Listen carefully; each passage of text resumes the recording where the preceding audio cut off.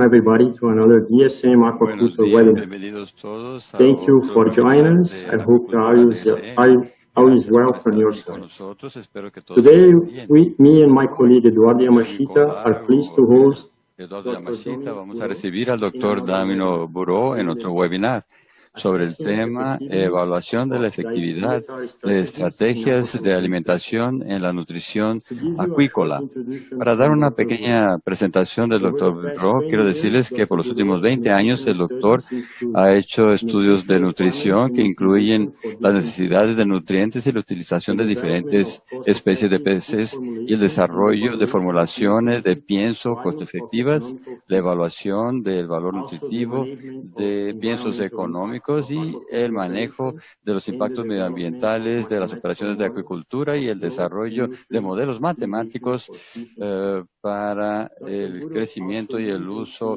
de PhD nutrientes development of en international peces y aquaculture camarones. feed Dr. formulation Buró también database dirigió y with the creó support el of the United desarrollo States de Soy la base de Selection datos de formulaciones USEC, which internacional sets para out the nutritional piensos para needs for the acuicultura con el apoyo non-aquaculture de los species of Estados fish Unidos and del livestock. Consejo de Exportación de Soja. Before we start, I would Antes que like to remind that empecemos, you can ask quiero questions recordarles que during the ustedes pueden event, hacer preguntas durante typing el the evento, text in the question box and clicking escribiéndolas en su the button next to it. chat de Your question QIA, will be answered y ahí la at the end of the pregunta presentation. será contestada al final de la So, presentación. to start our Entonces, para conversation, empezar Dr. con Burrow, nuestra conversación, thank por you very favor, much doctor Burrow, for accepting the muchas gracias por invitation, aceptar la and please be invitación welcome to y por begin the favor, presentation. The floor is yours. bienvenido aquí y puede empezar su presentación.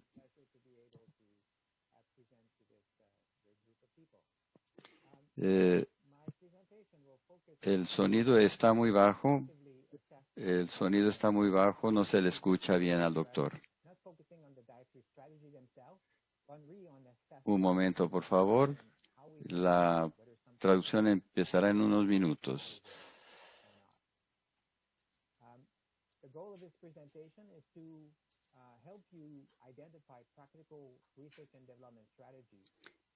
Aquí la idea de esta presentación es ayudarles a que tengan una visión más clara de las estrategias para la alimentación y cómo ustedes pueden usar eso en sus formulaciones. En la acuicultura, principalmente en la nutrición acuícola,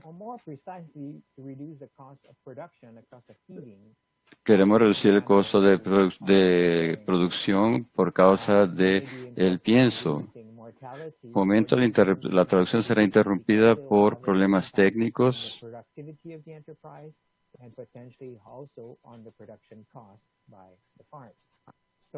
Improving production costs, right? Reducing the production costs and improving farm profitability is centered in our mind.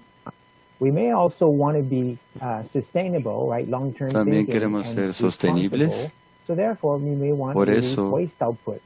tenemos que Or reducir la minimize producción the de deleterious residuos environmental impact, para reducir right, los impactos en el medio ambiente. Of this environment. We may be interested También in improving product yield. Podemos querer aumentar el rendimiento del producto.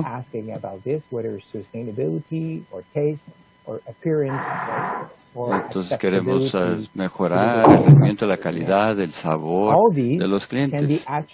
Todo esto puede estar relacionado con la nutrición. Podemos enfrentar estos desafíos con diferentes estrategias de alimentación, a través de formulaciones de pienso, encontrando los ingredientes adecuados y su caracterización.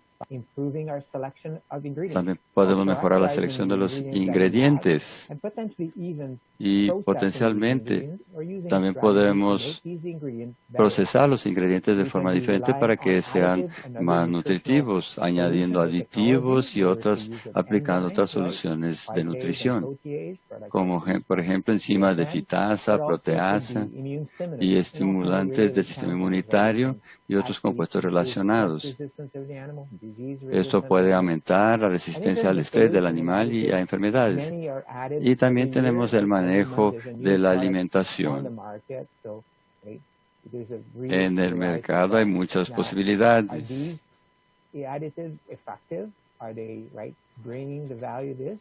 Esta es la principal pregunta. Hay que ver las diferentes opciones de diferentes fabricantes. Hay que ver también las prácticas de manejo. Usted puede hacer un pienso muy bueno, pero todos sus esfuerzos y todo el dinero que usted va a dedicar se van a perder por un mal manejo del pienso. No, porque depende de una buena utilización de ese pienso para que sea eficaz.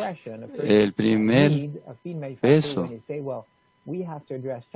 cuando tenemos que resolver ciertos problemas,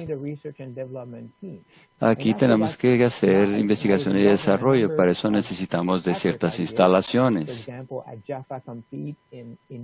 Por ejemplo, en estas instalaciones en Indonesia, ellos hacen todas sus investigaciones y capacitación del personal.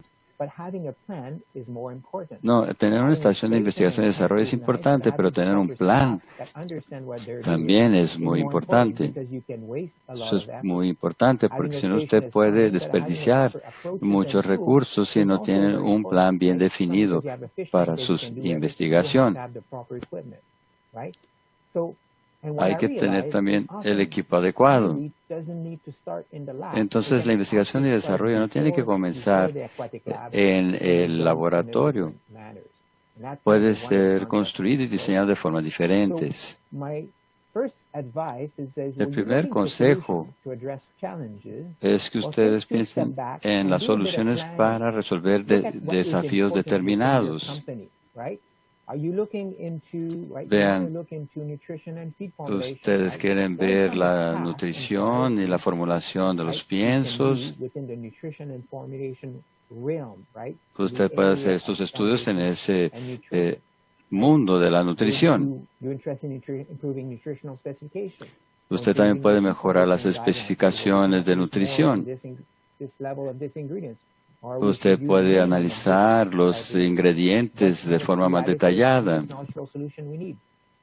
para saber cuáles son las soluciones que necesitamos.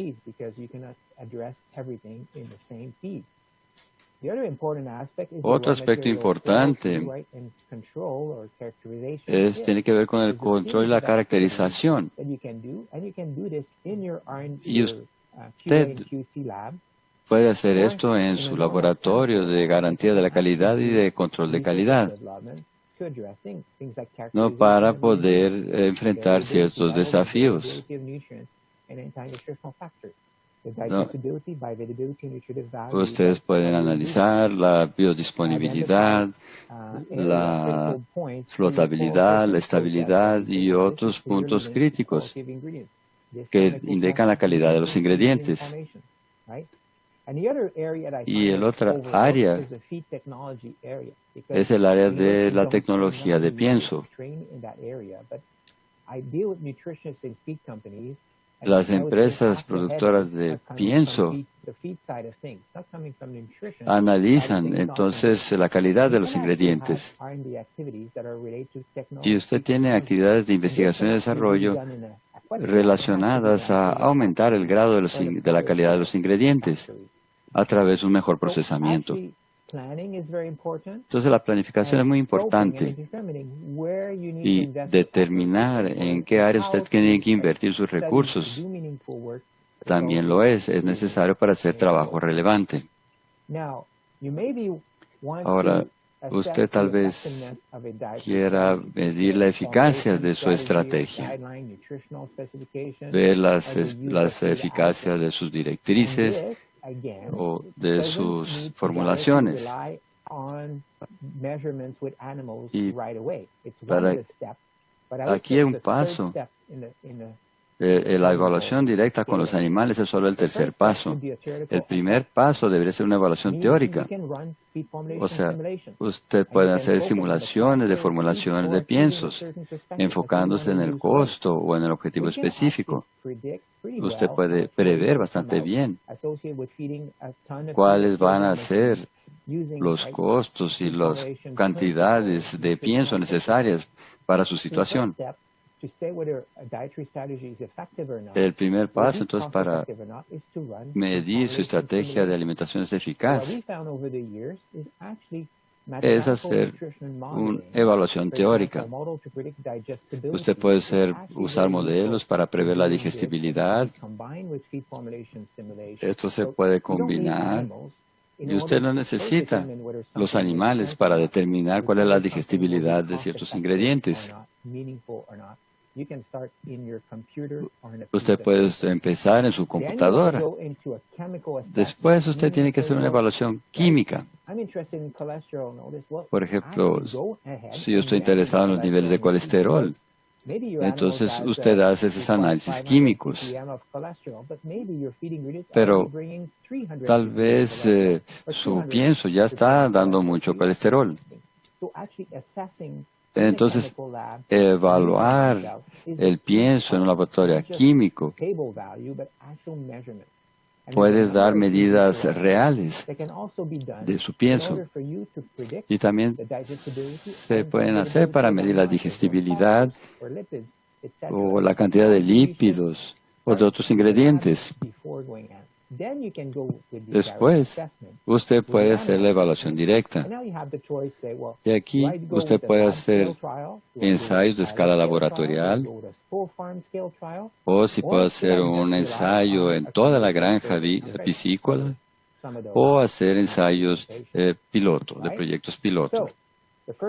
Entonces, el primer paso es evaluar sus necesidades en la computadora. Nosotros sabemos que el pienso para peces es muy cara. Entonces tenemos que invertir con cuidado en esos estudios. Entonces, ¿y si el pienso que usted está comprando no es la que necesitan sus animales? No, tal vez usted tenga que usar pienso con un aditivo más caro.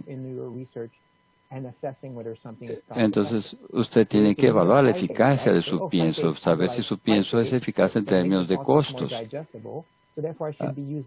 Por ejemplo, si el uso de fitasa aumenta la digestibilidad del fósforo, entonces debo añadir fitasa. Nosotros hicimos un modelo matemático para poder calcular el aumento de la digestibilidad de fósforo con el uso de ciertas enzimas antes de hacer los estudios con los animales. Mi abordaje en general es tener 3 puntos. Primero, se tiene que enfocar en las especificaciones de nutrición óptimas para sus objetivos. Usted tiene que pensar cuánta nutrición tiene que recibir sus peces. Ahí usted tiene que ver cuál es el costo del pienso y cuál va a ser su conversión alimenticia por kilo de pienso. Ahora, si usted está interesado en minimizar residuos o usted está interesado en tener un cierto color, ahí depende de las especificaciones de sus objetivos y eso va a determinar sus especificaciones de nutrición. Y también hay que ver que tengamos entonces un pienso que cubra las especificaciones y que produzca buenos piensos, ¿no? El pienso puede tener todos los requisitos nutricionales, pero tener un sabor malo, no ser palatable. Entonces tenemos que tener las dos cosas, especificaciones costo eficientes o rentables y que tengan buena palatabilidad. Y usted tiene que verificar si el pienso que usted produjo, diseñó, es eficaz, si está funcionando. Bueno, vamos al primer punto. Primero hay que definir sus objetivos. Muchas veces nosotros basamos nuestras decisiones en los ingredientes en sí, pero los animales los utilizan o responden a compuestos químicos. Ellos no necesitan los ingredientes por sí solos. No, ellos no responden a la harina de soja o a la harina de maíz. Ellos responden a los compuestos químicos que se encuentran dentro de sus ingredientes. También hay que considerar el valor práctico de las especificaciones nutricionales. Hay que saber la calidad del producto, la aceptabilidad y la definición de las especificaciones nutricionales no es algo evidente siempre. Entonces, ¿qué es lo que usted puede hacer? Usted puede hacer investigación en animales. Y aquí tenemos que tener un diseño experimental con un nivel de diferentes grados de nutrientes bien estructurados y conocer las propiedades que pueden ser definidas en el ambiente virtual de investigación y desarrollo. Aquí un ejemplo de una investigación. Pidieron consejos sobre su estrategia de investigación y desarrollo. Y aquí vemos, por ejemplo, 8 recetas. Y dicen, el pienso 8 fue mejor que el 3. Pero hacer pruebas con las recetas no es muy útil. Usted puede saber que la dieta 8 es mejor que la 1 a la 4, pero cuando usted hace investigación, usted tiene que saber por qué. Por ejemplo, sabemos por qué la receta del pollo frito de KFC es mejor que la del pollo frito de otras empresas como Mary Brown o Chester Brown. Entonces dice, esta empresa produce mejor pienso que la otra, pero usted tiene que saber por qué. Y para entender por qué, usted tiene que definir muy bien los niveles de nutrientes. Usted puede hacer pruebas para 2 o 3 cosas diferentes. No, usted puede estudiar el efecto de 2 o 3 factores diferentes y sus interacciones. Usted tiene también que definir cuáles son los ingredientes utilizados como línea basal. Ahí usted ve que un tipo de dieta respondió mejor que otra. Y se debió al hecho de que en uno se usó harina a base de gluten de maíz y en otro se usó harina a base de gluten de trigo. Entonces, identificamos la respuesta del animal a los diferentes piensos, considerando un pienso basal. Entonces, aquí tuvimos 2 informaciones muy importantes. La otra cosa es que usted tiene que distanciar en el tiempo sus tratamientos de forma adecuada para poder saber cuál fue la respuesta con cada tratamiento, saber cuáles fueron las reacciones de los animales. Por ejemplo, tenemos esta investigación comercial típica. Aquí tienen un buen grado. Pero el espacio entre un tratamiento y el otro no es suficiente, el tiempo entre uno y otro. Y al final no saben cuáles son los resultados de un tratamiento o de otro. Ahora, si ustedes hicieran un experimento correcto, usted podría incluir más tratamientos en la gama más inferior para que podamos hacer un modelo de la respuesta de los animales, teniendo diferentes tipos de tratamiento.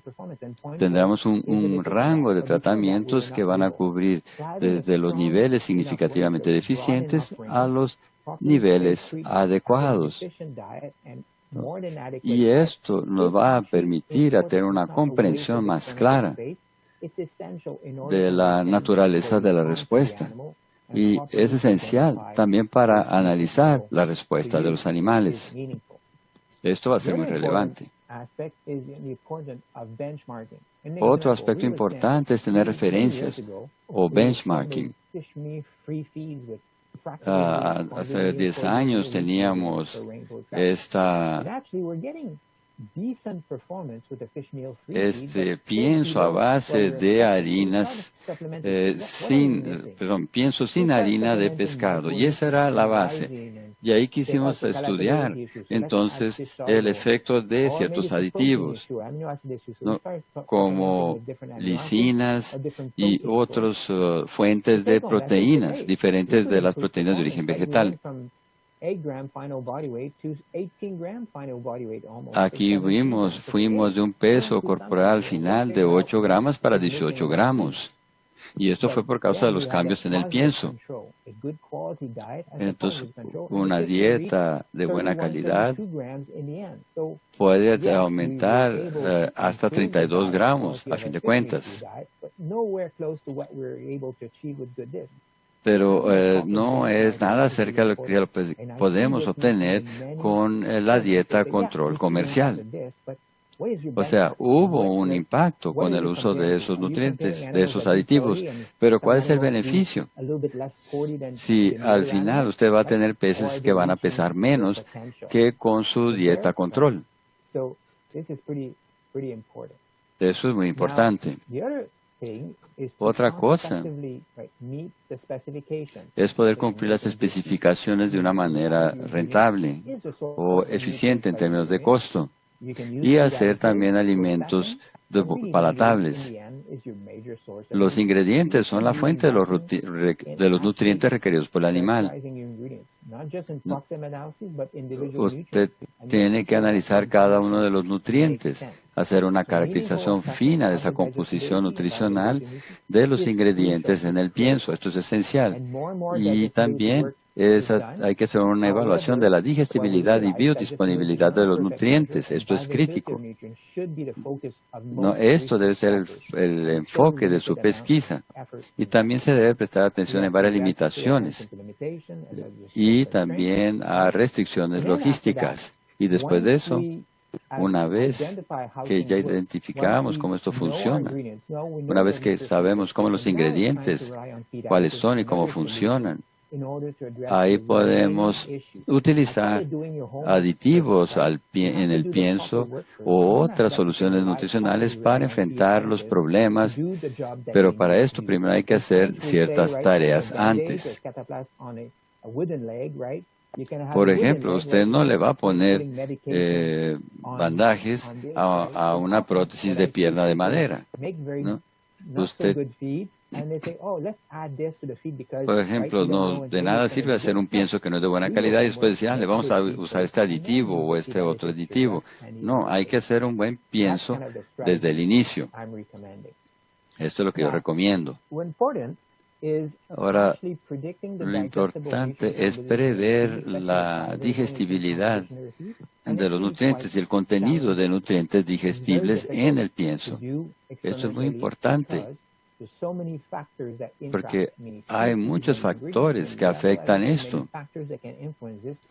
Hay muchos factores que pueden afectar la digestibilidad de los nutrientes, que actúan al mismo tiempo. Entonces, ¿qué hacemos? Leemos la literatura, los artículos, no principalmente de los proveedores de aditivos para pienso, para saber cómo funcionan las cosas. El problema es que nuestro universo es muy pequeño. Tenemos que depender de un sistema que nos guía. Y es lo que hicimos en un estudio, aquí sobre la digestibilidad del fósforo en la trucha de arcoíris. Aquí todas las informaciones que pudimos obtener sobre la digestibilidad las recopilamos y vimos que hay estudios que dicen que a medida que usted aumenta la cantidad de fósforo, la digestibilidad permanece igual. Y otros dicen que a medida que usted aumenta el nivel total de fósforo, la digestibilidad disminuye. Entonces, ¿qué es lo que pasa? Es que el pienso no solo contiene fósforo, contiene otros ingredientes de origen animal y vegetal, además de suplementos. No hay fósforos asociados a fosfolípidos, ¿no? O al suplemento que estamos usando. Y ahí tenemos que clasificar los diferentes tipos de fósforo que existen dependiendo de su origen.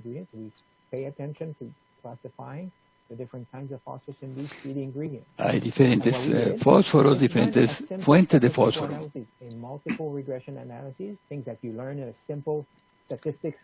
Estas son cosas que usted aprende en sus modelos estadísticos. Este fue un trabajo de Kathleen Waugh que hizo este análisis estadístico.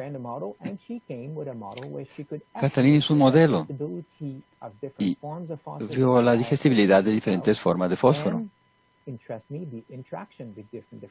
Y vimos también la reacción de los diferentes tipos de fósforo. Tenemos fósforo monobásico, fósforo dibásico. También tenemos calcio, que precipita el fósforo y reduce la digestibilidad del fósforo. Y entonces, en vez, aquí analizamos el suplemento monobásico y el suplemento dibásico. Si usted tiene que hacer ensayos, tiene que usar los datos de los ensayos para poder entender esas diferencias en digestibilidad. Aquí tenemos este estudio sobre la cuantificación de las diferencias en la digestibilidad del fósforo entre varias especies, cripinidos, sicilios y salmónidos, a través de un abordaje de modelación matemática. Tenemos estas ecuaciones y usted puede hacer su programación con las diferentes especificaciones. Y le puedo decir cuáles van a ser la digestibilidad en condiciones comerciales en Indonesia y en otras partes del mundo usando esos modelos. Realmente la modelación matemática es muy útil para este tipo de evaluación. Lo que hicimos es una estimación de la digestibilidad aparente con el abordaje de caja negra. Nosotros tenemos nutrientes en el pienso, el pez de la caja negra y tenemos una producción fecal. Eso es utilizable, pero es más interesante analizar la dinámica de la digestión y la aparente digestibilidad.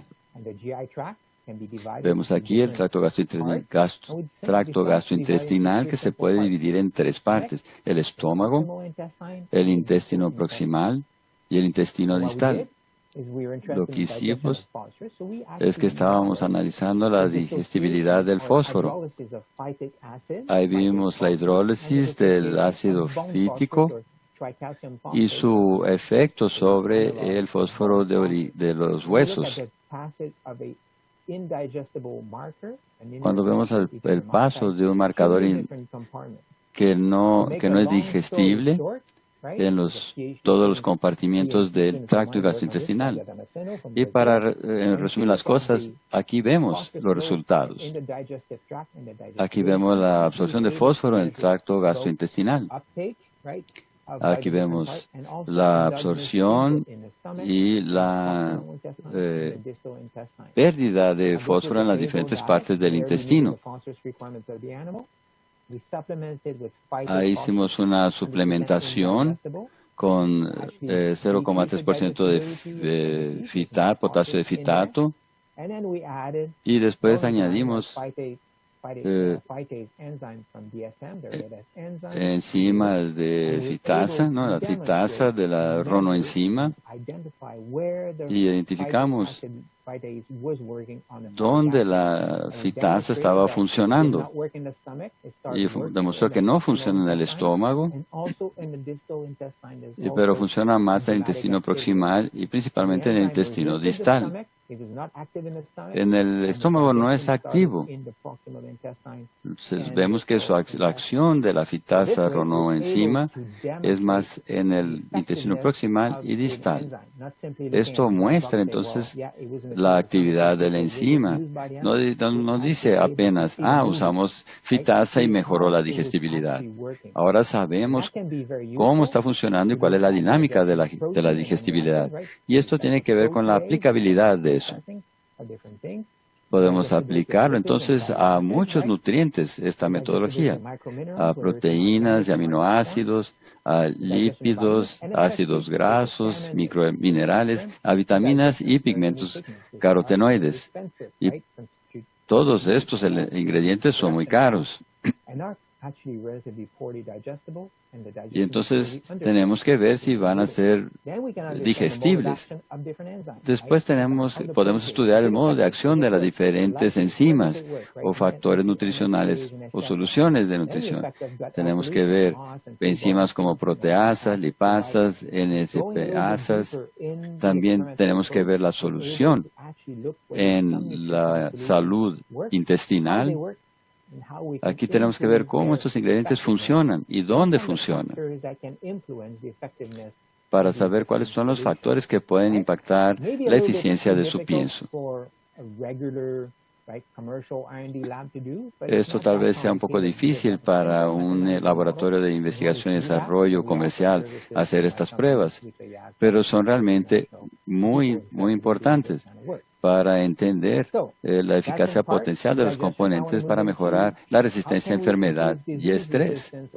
Esto es muy importante, aumentar la resistencia a las enfermedades y estrés. Aquí tenemos aguas de alta temperatura, de baja temperatura, y tenemos que saber cuáles son la suplementación dietética que podemos usar, como vitamina C, vitamina E, ácidos grasos poliinsaturados del grupo 3 como EPA y DHA, oligosacáridos, betaglucanos, nucleótidos. Hay unos que son muy eficaces. Hay moléculas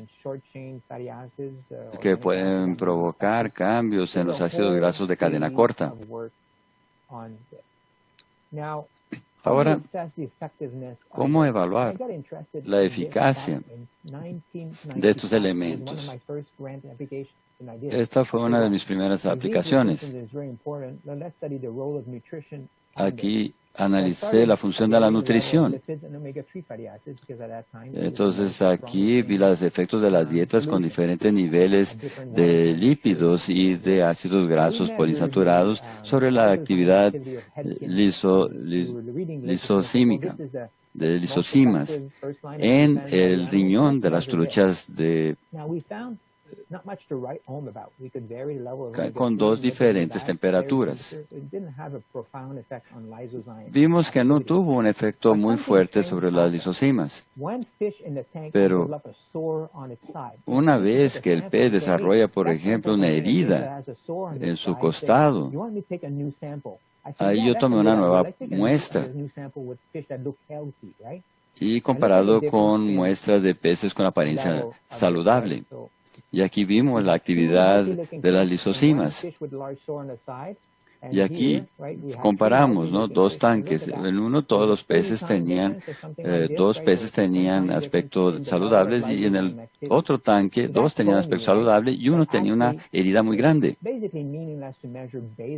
Entonces vimos que básicamente inútil medir los cambios en la actividad de lisosimas basal en respuesta a tratamientos de alimentación. Lo que hay que ver cuáles son los desafíos que enfrenta el pez en su medio. Y hay muchas formas de hacer pruebas con desafío. Exposición a patógenos, a través de inyección, de baño, cohabitación, o también a la salinidad, las altas temperaturas, el hacinamiento. También podemos ver la cicatrización y otros aspectos.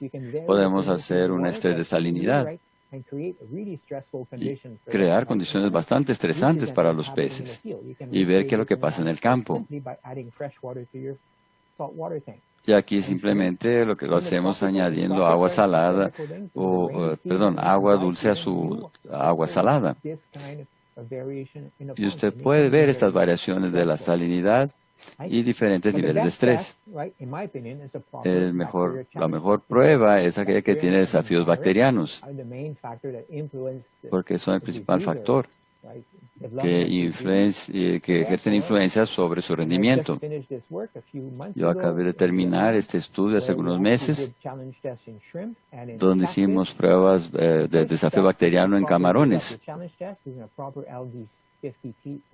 Aquí hicimos una prueba LD50, ¿no? Nivel de letalidad de 50%, y determinamos las concentraciones bacterianas y los efectos que provocaban en las funciones de supervivencia. Y vimos que el control reaccionó básicamente igual a los otros. Y vemos que la supervivencia aumentó de forma significativa con los tratamientos activos.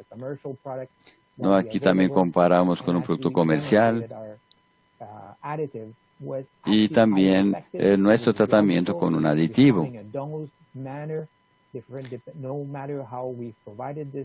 Vimos que independientemente de cómo administrábamos el aditivo, obteníamos el mismo efecto. Y las pruebas del desafío bacteriano es muy importante para determinar la eficacia de los aditivos para pienso. Ahora podemos leer la literatura y encontrar diferentes datos, por ejemplo, el ácido ascórbico. Aquí vemos cuáles fueron los resultados en la mortalidad acumulativa. Podemos ver que la vitamina C puede aumentar la resistencia del salmón. Eso dice, entonces vamos a aumentar la vitamina C en nuestras pienso. Pero esos 400 miligramos no tuvo un impacto tan grande. Fue necesario aumentar mucho la dosis para alcanzar este beneficio máximo. Entonces, no es porque usted aumente el nivel de sus ingredientes que usted va a tener un impacto directo. A veces, o frecuentemente, lo que veo es que solo una dosis se somete a prueba. Pero hay que probar diferentes dosis para determinar qué sería lo mejor. Y esto es muy importante en las estrategias de investigación y desarrollo. Y el paso final, y el paso más importante, es verificar si los piensos son eficaces o no, realizando ensayos de investigación en el campo. Usted tiene que determinar si los piensos producidos están cumpliendo las necesidades y las expectativas de los clientes. Esto es esencial. ¿No? Y porque las condiciones de los clientes son muy diferentes. Y usted puede lograr esto de diferentes maneras, con ensayos de control pequeños, o con ensayos de campo en escala piloto, en una subestación, o usted también puede hacer ensayos a escala comercial en toda la granja piscícola. Aquí usted tiene que tener los mismos tipos de agua, los mismos problemas de manejo, los mismos problemas de control. Y así usted puede llegar a resultados interesantes. Lo que yo constaté es que los datos del campo normalmente tienen muchos sesgos. Y quiero mostrar algunos ejemplos de eso. Digamos que usted es un proveedor de aditivos para pienso. Usted hace estudios de investigación, de laboratorio, puede hacer las mejores pruebas para encontrar los mejores ingredientes. Pero a fin de cuentas, usted no le va a vender sus productos a su laboratorio. Usted se le va a vender a la empresa fabricante de pienso, que va a vender el pienso a una granja piscícola. ¿No? Aunque haga usted los estudios en un laboratorio, su objetivo es llegar a la granja piscícola. Y hay que ver en qué medida fue relevante la investigación que usted hizo en el laboratorio para la granja. Y también para las empresas productoras de pienso. ¿No? Ahí usted tiene que, cada empresa tiene que saber qué es lo que funciona para ellas. Usted, por ejemplo, puede tener una empresa aquí, la misma empresa, y puede tener 2 estanques. Y usted puede comparar el estanque 1 con el pienso A, con el estanque 2 y el pienso B. Y ahora usted tiene que entender que el desempeño en el estanque 1 depende del pienso A y también del ambiente que se encuentra en ese estanque 1.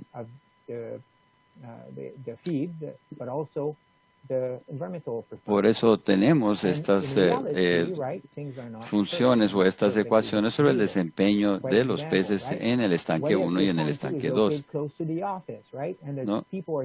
Y también tenemos aquí el almacén del pienso, que normalmente está cerca de la oficina. Entonces hay que saber qué pasó, si no hubo un problema en el suministro del pienso, y eso provocó problemas en los peces. No, por ejemplo, tal vez el estanque 1 está más lejos del almacén que el estanque 2 y hubo algún problema en el transporte. Entonces, para hacer un buen estudio con buenas réplicas y buena reproducibilidad, usted no necesita solo 2 estanques, usted necesita 6 estanques,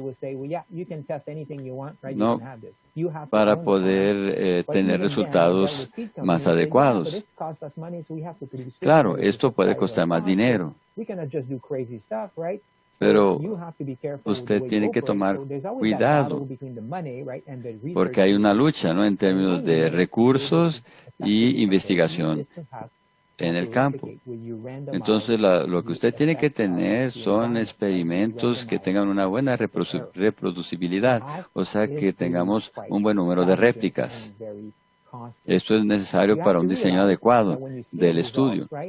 Ahí cuando vemos los resultados, la situación ideal es que los 2 piensos van a mostrar estas curvas separadas.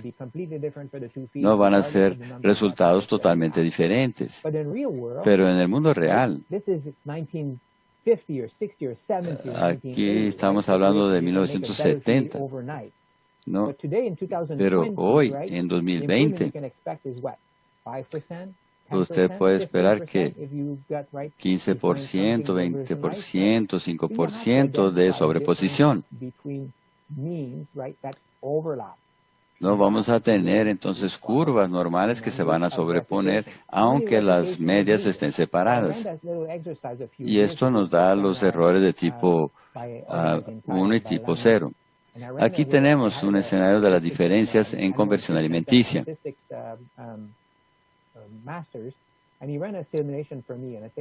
Aquí yo le pedí a un estudiante de maestría que hiciera una simulación para mí.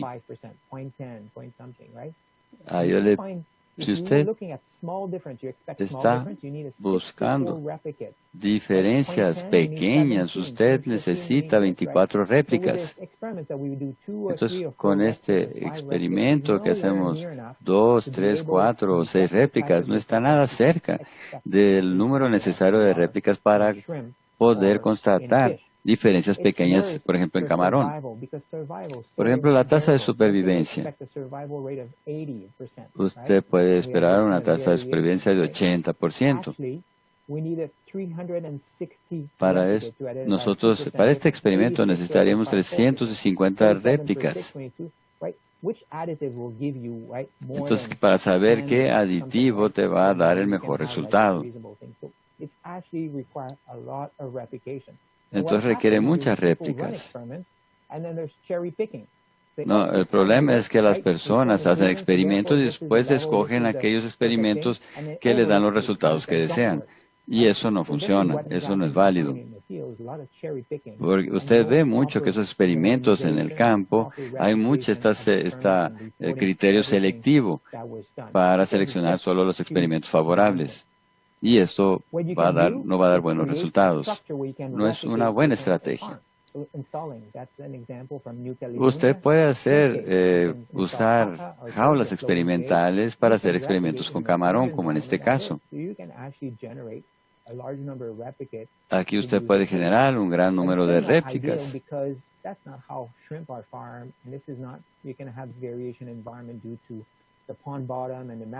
Ahora, esto aquí no es perfecto porque podemos tener variaciones en el fondo del estanque o en fin otras cosas, pero es una buena aproximación. Otra manera de hacer estudios es haciendo benchmarking, o sea, encontrando referencias en la industria y comparándose a esas otras empresas. Algunas cosas pueden estar relacionadas a pienso y otras cosas no. Aquí vimos, por ejemplo, la conversión alimenticia de la tilapia producida en diferentes operaciones de acuicultura. Aquí vimos que había unos que tenían muy buen desempeño y otros que tenían mal desempeño. Y eso también tenía que ver por las condiciones de crecimiento. En unos lugares eran mejores y en otros lugares eran peores. Y ahí el pienso no podía tener tan buen desempeño. Entonces necesitamos tener, claro, piensos especiales para condiciones de agua malos, o nos debemos enfocar en ayudar al productor a mejorar su ambiente de cultivo. Vemos aquí, por ejemplo, que la conversión alimenticia es altamente variable en las condiciones en campo. ¿Y por qué? Aquí analizamos los datos usando un modelo de previsión y lo que vimos es que los valores reportados por el productor son significativamente diferentes de las previsiones estándar o de las previsiones modificadas.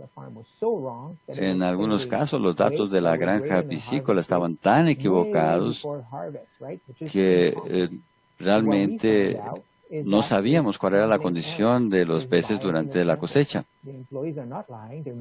Entonces, no es que los empleados están mintiendo, sino que ellos están midiendo de forma no aleatoria.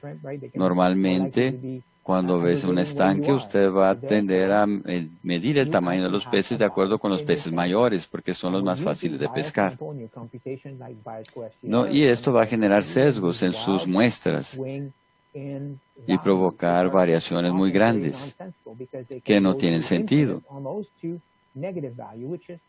Aquí tenemos, por ejemplo, estos dos valores negativos.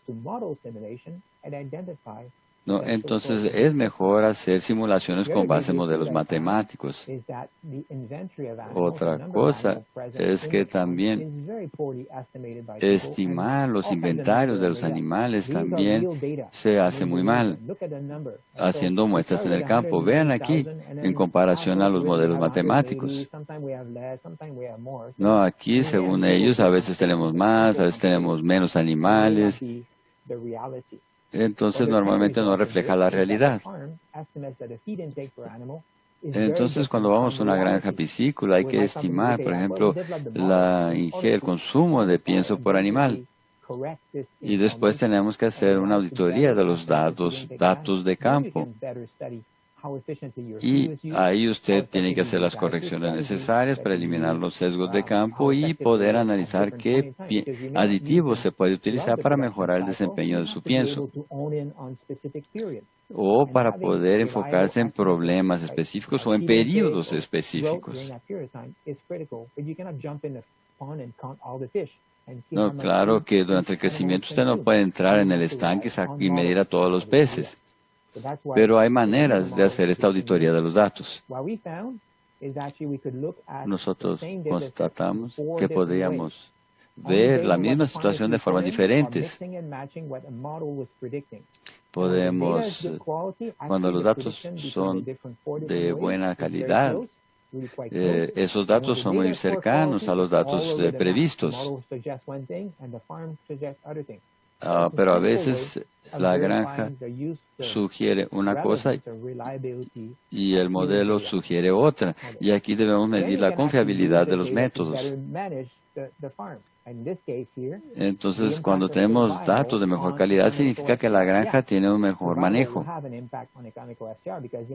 porque muestra que el productor, cuando no tiene datos buenos, tiene poco conocimiento de su producción y no sabe cuántos camarones, por ejemplo, tiene y al final puede alimentarlos en exceso por pensar que son mucho más de los que tiene.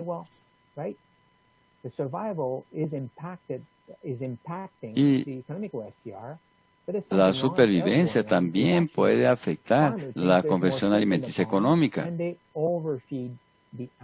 ¿no? Y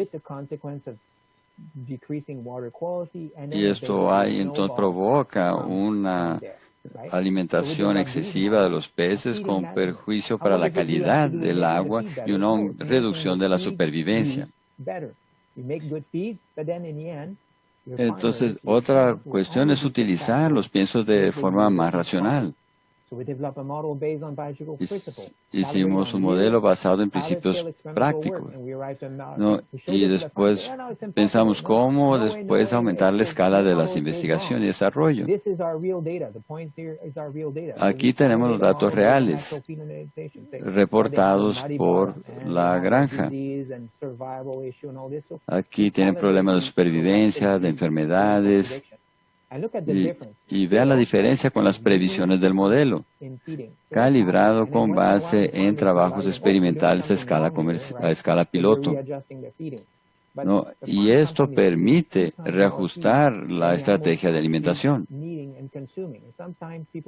A veces las personas piensan, no, estos son los datos reales, pero en realidad no lo son. No, eso se debe a que no realizan actividades de investigación y desarrollo de manera adecuada. En conclusión,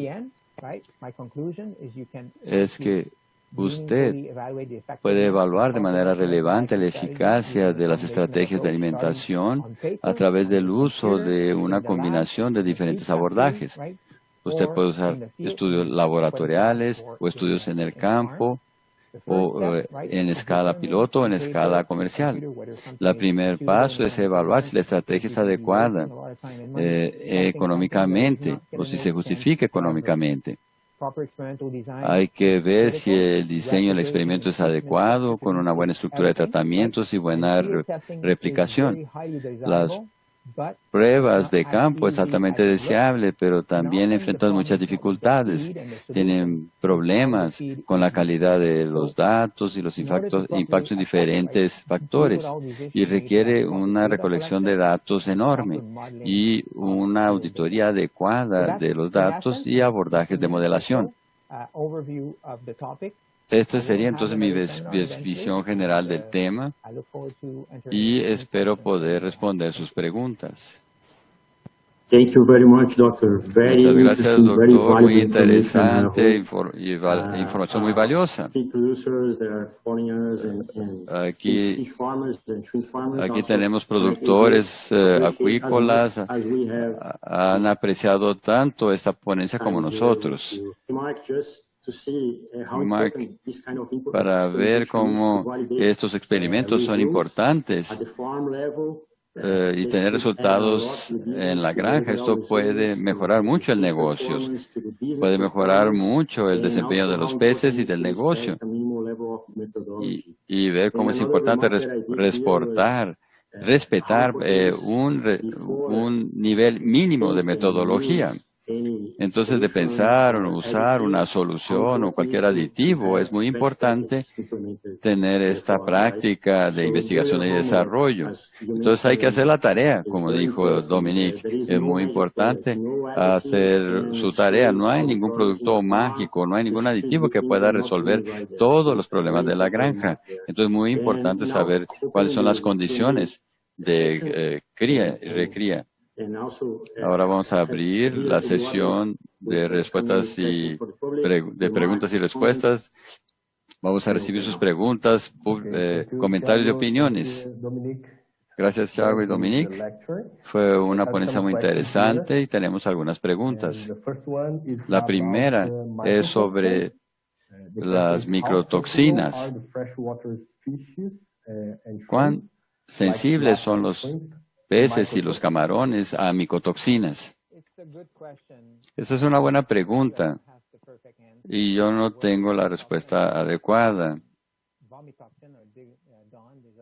DON, por ejemplo, hicimos pruebas.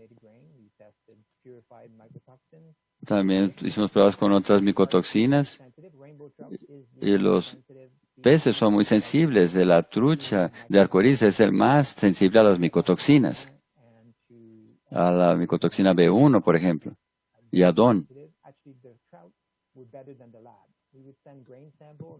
Nosotros mandamos muestras para el laboratorio, pero la trucha nos daba medidas más precisas sobre la cantidad de micotoxinas en el pienso.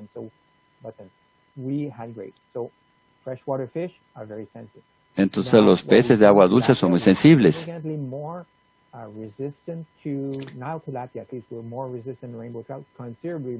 La tilapia es considerablemente más resistente que la trucha a DON, por ejemplo, pero hubo tilapias que mostraron un nivel de sensibilidad casi equivalente al de las truchas. No encontramos sinergia entre las micotoxinas como encontramos en otros cultivos. Entonces, puede haber sinergia, pero no lo constatamos. Yo creo que afecta el crecimiento, la función inmunitaria y la calidad del producto. Hay trabajos interesantes en México sobre esto. Monecina y otras micotoxinas. Yo creo que necesitamos un benchmark, una referencia adecuada para saber cuál es el impacto de las micotoxinas y cuáles son las soluciones más eficaces. Principalmente para la trucha de arcoíris, porque son los más sensibles. Pero también se puede aplicar a tilapia, camarón y otras especies.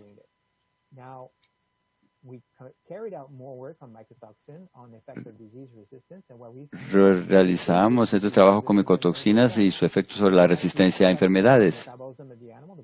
Y vemos que en la trucha las micotoxinas apagan o eliminan la actividad inmunitaria del animal.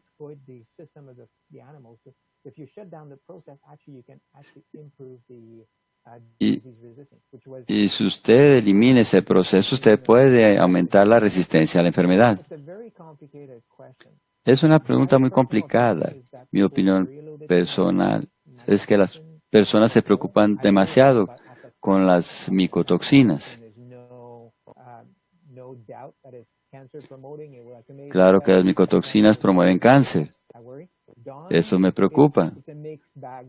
El DON puede aumentar a veces la resistencia a enfermedades. Ahora, sí hay ciertas micotoxinas que me preocupan en el caso del camarón.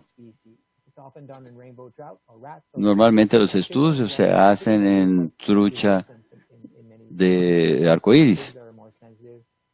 También se hacen estudios en cerdos, por ejemplo.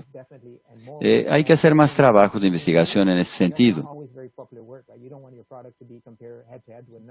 Pero claro que no son trabajos así que los productores quieran hacer porque no quieren que comparen su producto con el fomento de micotoxinas, claro.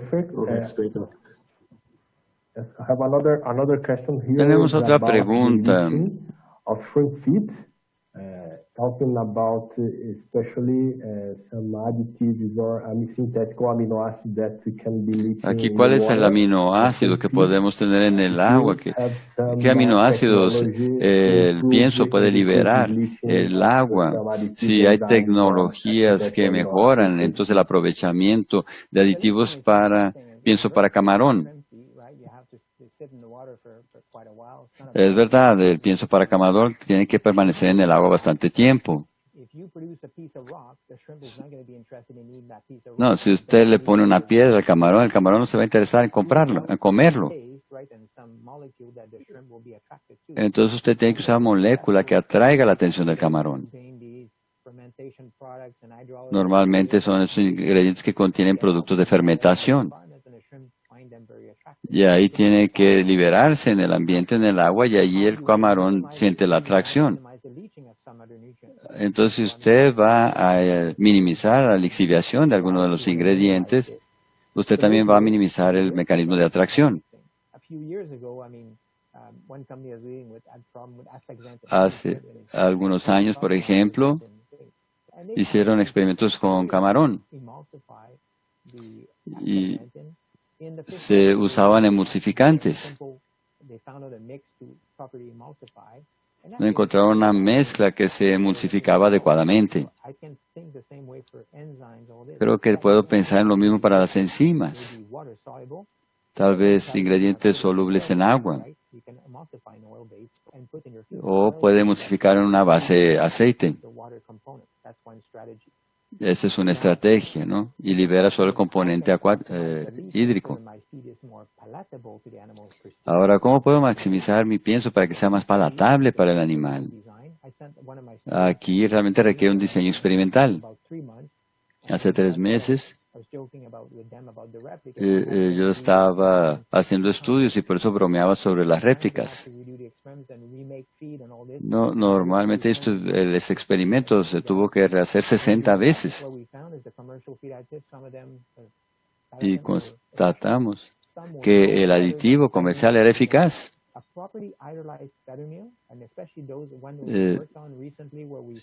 Y principalmente otros ingredientes con los que trabajamos recientemente, que a base de hidrólisis de sulfato, usted puede mejorar la palatabilidad, y la nutrición depende de la palatabilidad del pienso. Y que tenemos que tener aminoácidos con buena lixiviación. Por ejemplo, INP puede ser muy bueno. Hay que ver cuántas personas están trabajando con la expresión génica, por ejemplo.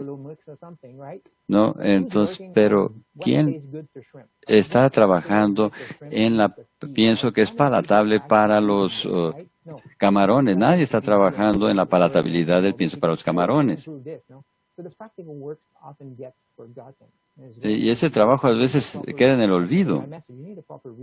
Entonces necesitamos un proyecto de investigación adecuado, bien diseñado. ¿No? Y esta gente que les digo que hizo sus pruebas estaban enojados conmigo.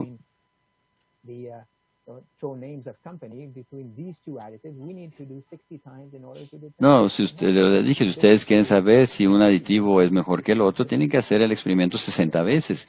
Si no, no vamos a saber. No, great, doctor. Aquí tenemos otra pregunta que se conecta con lo que usted mencionó, y la pregunta es, ¿cuán sensibles son los peces?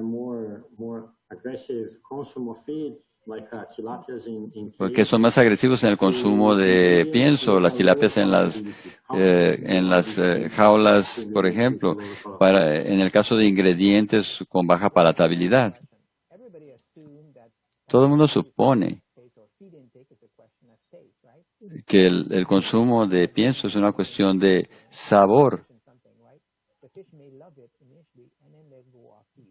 Pero el problema es que también tiene que ver cuáles son las necesidades nutricionales, porque el pez puede adorar una comida, pero después no la come más o le hace daño. Había días, por ejemplo, hicimos pruebas con un pienso que los peces aceptaban locamente los primeros 3, 4 días. Pero después cambiaban de comportamiento porque se enfermaban o por otras situaciones. Yo hice varias pruebas con diferentes tipos de pienso. Entonces hay que diferenciar la cuestión del sabor, de la palatabilidad y de las necesidades nutricionales de la biología del pez. Porque la palatabilidad puede aumentar el consumo del pienso, pero después hay el impacto biológico de ese pienso en el pez. La tilapia, por ejemplo, les gusta todo prácticamente.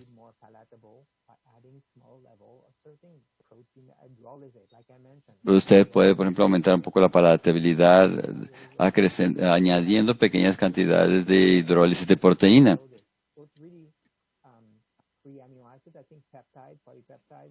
Los polipéptidos también pueden aumentar la palatabilidad y vale la pena hacer pruebas con eso.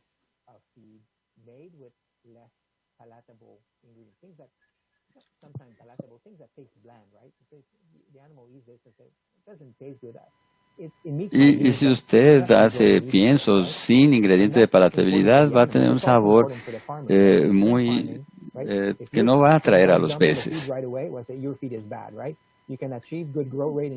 No.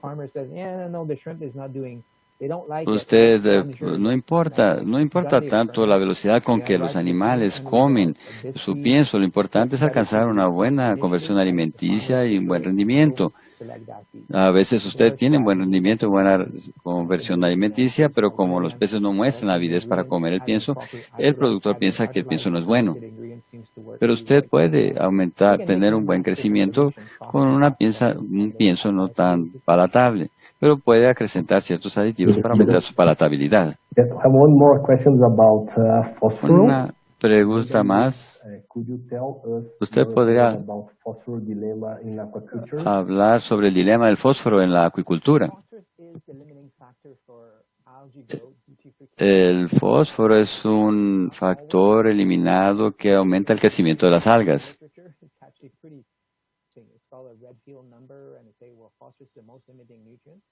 Y realmente también el fósforo es el nutriente más limitante. El doctor David Singer mostró que el fosfato de fósforo puede transformar un estanque en agua verde. Entonces, el fósforo puede ser un factor de contaminación. Por otro lado, el fósforo es un nutriente esencial y es necesario para alcanzar las necesidades de nutrición. Entonces, lo que hay que hacer es obtener fósforo altamente digestible para alcanzar las necesidades, satisfacer las necesidades del pez, pero con la menor eliminación de fósforo posible. Y es fácil determinar entonces cómo hacer eso y en qué punto podemos alcanzar ese objetivo. Porque si reducimos el fósforo demasiado, podemos tener otros problemas. Usted primero tiene que saber cuáles son las necesidades de su animal. Ahí usted tiene que entender cuál es la dinámica de la digestión de sus ingredientes. Hay modelos que determinan las necesidades de fósforo digestible. Y ahí usted puede definir un objetivo.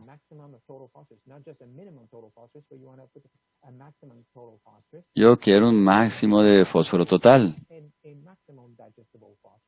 y un máximo de fósforo digestible. Eso debe ayudar a encontrar la mejor solución para minimizar la producción de residuos de fósforo. Usted tiene que se basear en los principios de nutrición. Nosotros usamos el modelo para prever esas necesidades y trabajamos con los productores piscícolas ¿no? Y el modelo pudo dar los resultados que de otra forma hubieran costado millones de dólares de investigación en el campo.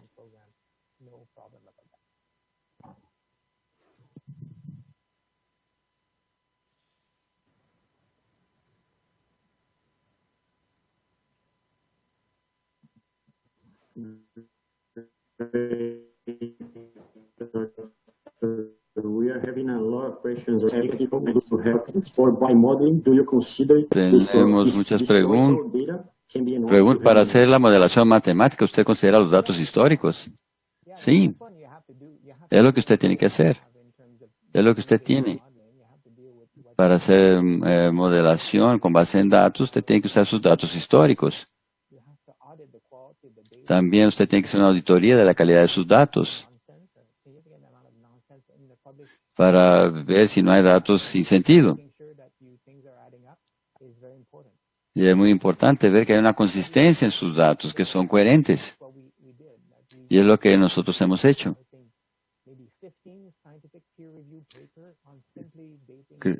Creo que ya vi 15 artículos de revisión de pares solo sobre eso, sobre cómo auditar los datos. Y hace muchos años yo volví a mi universidad para hacer investigación.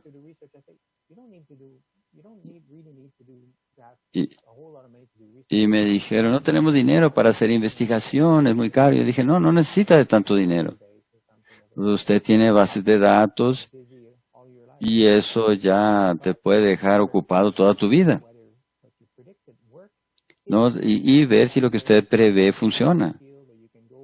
Y ahí usted puede ir al campo y hacer, no, usted hace algo en teoría y después lo verifica en la realidad.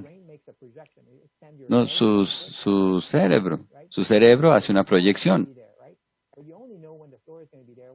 Tú dices, cuando vas a caminar, por ejemplo, dices, el piso va a estar ahí, pero usted solo sabe que el piso está ahí después que usted pisa. Pero usted tiene primero que pensar cuál es la altura del piso. Eso usted lo hace con el cerebro. No, y ahí determina cómo usted camina y determina cómo usted se ajusta a las diferentes condiciones del suelo.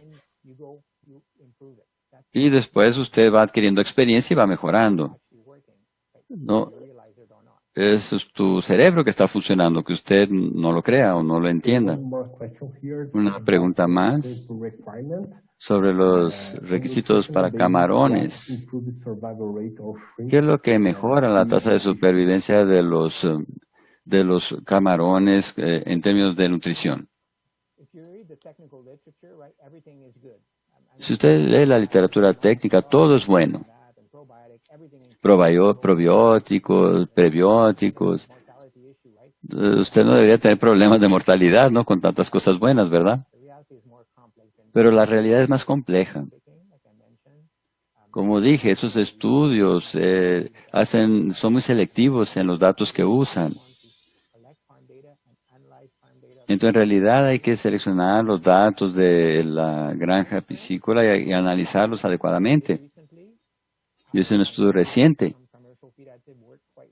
Yo vi que ciertos aditivos comerciales funcionan muy bien y otros no, porque hicieron sus estudios solo con base en 5 ensayos. El MOS parece funcionar y hay otros químicos que parece que funcionan bien.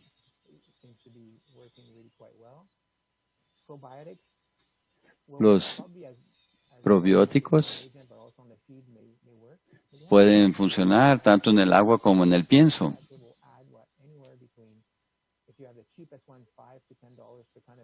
Tienes un probiótico muy barato que es de $5 al más caro, entonces ahí depende de su presupuesto. Por ejemplo, ese es el problema. Si el aditivo cuesta $10 o $15, este es su margen de rentabilidad en el sudeste asiático, por ejemplo. No sé cómo es en Latinoamérica, pero puede comer tu rentabilidad.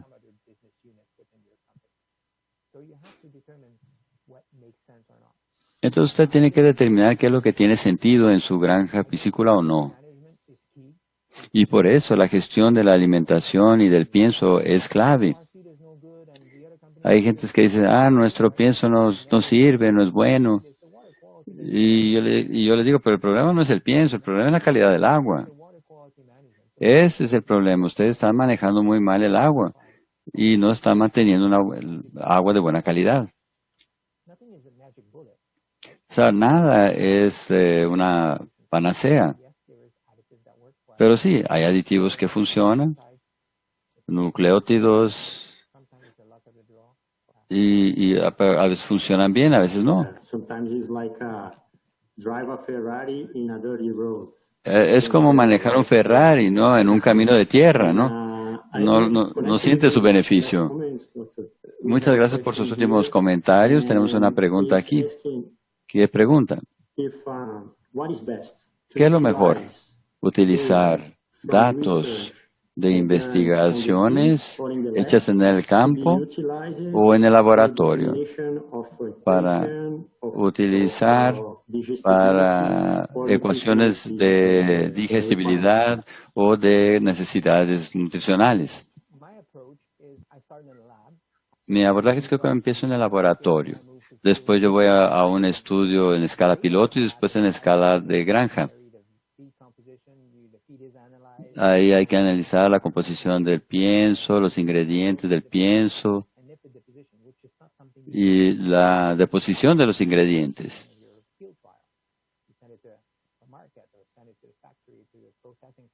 Sí, porque estos estudios son más fáciles de realizar en el laboratorio, en la planta de fabricación y no en el campo. Estos son los resultados que usted necesita para su modelo. Pero después usted tiene que empezar a recoger datos en escala de piloto y después en escala de granja.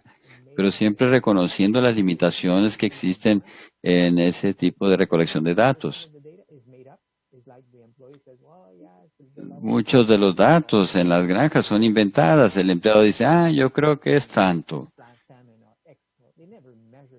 Nunca miden, por ejemplo, el tamaño de los salmones. No, entonces hay que tener mucho cuidado con los datos que se manejan en el campo.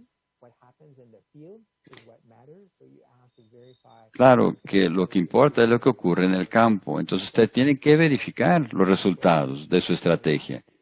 Usted elabora las ecuaciones con datos obtenidos en el laboratorio y después usted lo aplica a la granja. Y yo he hecho esto siempre. Empiezo en el laboratorio, después hago estudios en escala piloto y después hago estudios en escala comercial. Una pregunta más de Chile. Es sobre los palatabilizantes. ¿Usted cree que existe un palatabilizante que realmente puede mejorar el consumo de pienso por los salmones, ya que hay una menor inclusión de harina de pescado en la dieta? Claro que sí, ya hice mucha investigación sobre esto, principalmente con truchas en mi laboratorio. Yo creo que es una cuestión de lixiviación. Yo creo que son los péptidos y otros ingredientes que provocan la lixiviación. Por ejemplo, si usted incluye el palatabilizante en el pienso y está dentro de un pellet y está unido a ese pellet, no va a poder salir al agua y no va a llamar la atención de los peces.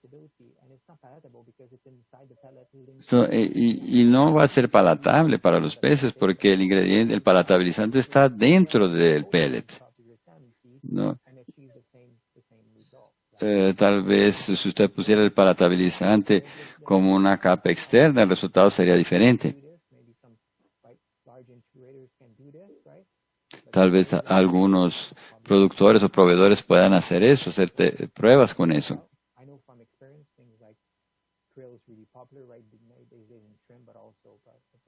Yo sé por experiencia que existen ingredientes palatabilizantes que son muy buenos para el camarón, por ejemplo. Nosotros obtuvimos excelentes resultados con nuestra harina hidrolizada, utilizando péptidos de cadena muy corta.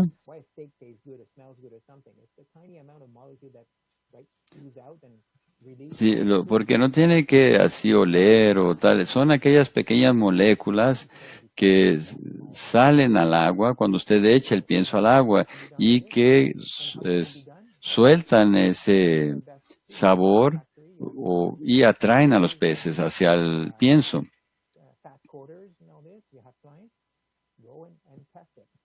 ¿No? Y ahí usted puede hacer esos estudios en laboratorio con diferentes palatabilizantes y después usted va a sus clientes y hace la prueba y mide los resultados.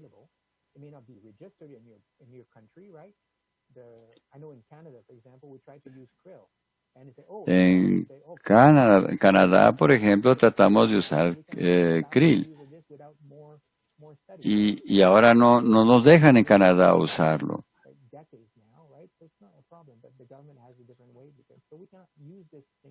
Entonces hay ciertos ingredientes que no podemos usar más. Y usted tiene entonces que trabajar con lo que está disponible. Muy bien, muy bueno. Qué bueno que aún tenemos muchas cosas que hacer. Hay muchas cosas que debemos hacer en términos de tecnología. No determinar las necesidades nutricionales de cada una de las especies que tenemos que medir mejor. Vamos a tener mucho trabajo, no principalmente en los tiempos actuales que enfrenta la industria, ¿no? Que estamos haciendo mucho para apoyar a los productores acuícolas. Muchas gracias por estar aquí. Usted nos dio informaciones muy interesantes. Y en nombre de DSM quisiera decir muchas gracias y gracias a todos los que estuvieron aquí presentes durante este tiempo. Tuvimos muchas preguntas que aún están llegando y las vamos a tratar de mandárselas para que las responda después. Eso es todo por hoy y quisiéramos invitarlos al siguiente webinar que vamos a promover. Y esperamos aportar más información importante para los acuicultores. Muchas gracias por su presencia.